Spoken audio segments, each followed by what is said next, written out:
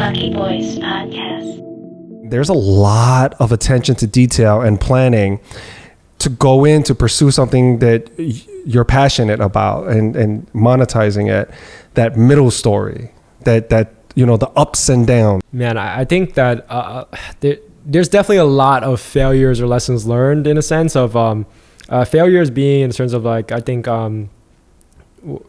early on we didn't do as much testing, and I think you can fall in love with your products really easily, and you don't really who you really need to fall in love with is more your customer.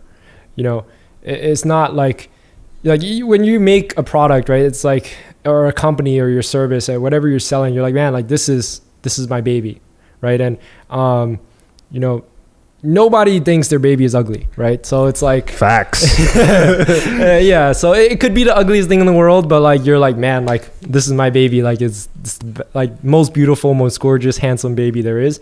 And I think one of the biggest lessons for me was I definitely had a couple of designs that I you know, looking back, I'm like, man, like those are definitely those babies where I thought were super handsome and maybe we're not it.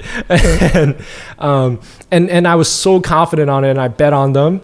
And when you bet on those things, and you know, I could be wrong too. Maybe we didn't bring it to market fast enough. Maybe we didn't get enough eyeballs on it. We didn't get the right target audience on it, and all these other factors. But I think for me, there was definitely times where I was like, man, like maybe I could have tested this and or I could have failed faster. You know, maybe I could have tested this, known right away, and pivoted a little bit more. Like, okay, like this is not working. Let's try something else. Instead of being so stubborn on it, like, okay, like this is still my baby. I'm gonna grow. And did you ever find success with something where you thought it was a failure and you go, maybe if I just did a little tweak here, or put it out to a different market, or try a different strategy in release? Did you ever try that? And then did you find a different result, or was it the same? So I think there's always like a 2 millimeter difference, right? There's always like a small tweak that you can do for some things, and you can learn like maybe it's a different target market, or maybe it's like a different idea. Like maybe there's like a different angle that you're not seeing right now that somebody else needs to see.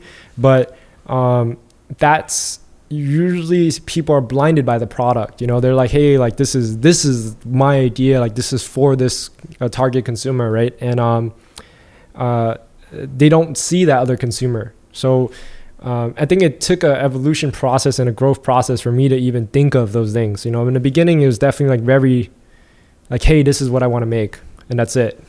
And then now there's a little bit more tweaking, and there's a little bit more testing that goes into that thought process. And there's I think it comes with you learning and adjusting, right? And in the beginning though, it's not something that's everybody picks up on, and I wouldn't expect anybody to come out of the gate just knowing that.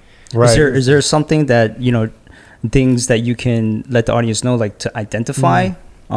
Because I know, like when you're creating something, like even with film and stuff like that, the final product that we show the audience, it's to the public. It's not the first vision. It's not the first version. No, there's so many edits. I mean, honestly, along the way. like we made a horror film, we probably had like 20 revisions on it. It was crazy.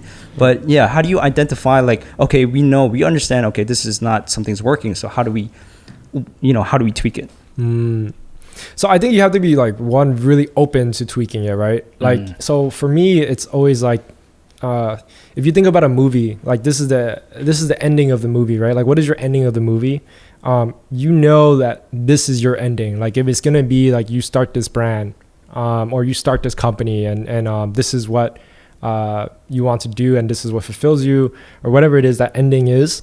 You need to know that your plot can change, right? And you need to be open to that plot, because if you believe that like this plot is always going to be the same and it must be this way, you're never really going to get to your ending, right? Like if you believe like this scary movie or this horror film that you're making, it must be shot in this way and this way only, the chances are it may never actually happen, because there's so many things that come up along the way. And being flexible to the plot changing is something that some people are really difficult at accepting, you know, and the sooner that you know that you have to flow and figure out those changes and small things along the way, I think the sooner that you'll, you know, start realizing like everything's just happening, you know.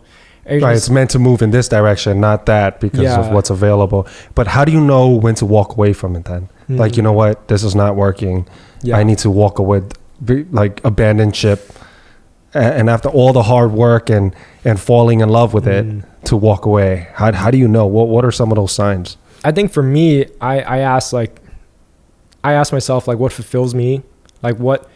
If I was to die tomorrow, or like, hey, like if I'm going to die when I'm 80, or like there's a rocking chair concept actually, which is kind of like, hey, like if I'm 80 years old and I'm in this rocking chair, like, will I regret not doing this? Right. And I make a lot of decisions off of that concept. And for me, like, I think walking away would probably be one of those things I would ask myself, like, hey, if I'm 80 years old and I walk away from what I'm doing right now, this moment, will I regret it?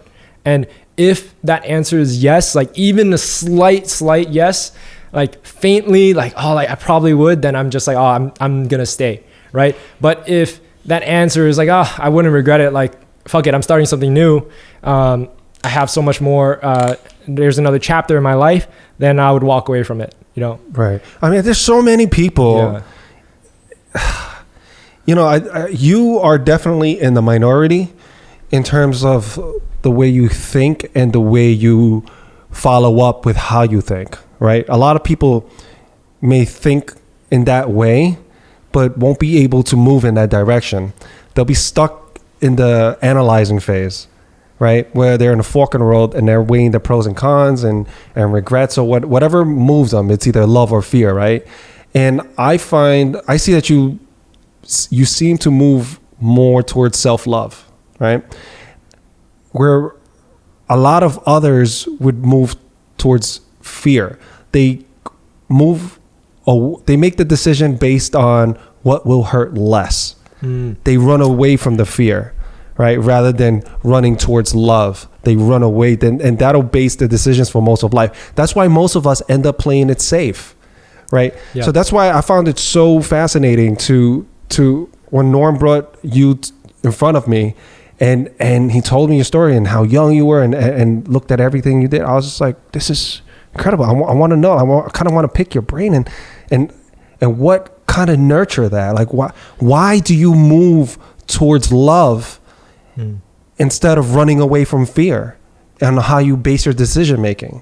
Yeah. So I think for me, you know, all of the experiences that I've had in my life, I've realized that uncertainty of, or, you know, this fear that comes from this uncertainty of, you know, what's going to happen next is really where I grow, and where other people tend to grow as well, right? So you know, when you ask yourself like, hey, like why am I leaning towards college or this job versus dropping out or quitting this job and pursuing what I want to do, a lot of that tends to be the answer of comfort, or, you know, hey, this is what I know, right? And it's a sense of certainty of this is what's going to happen for me.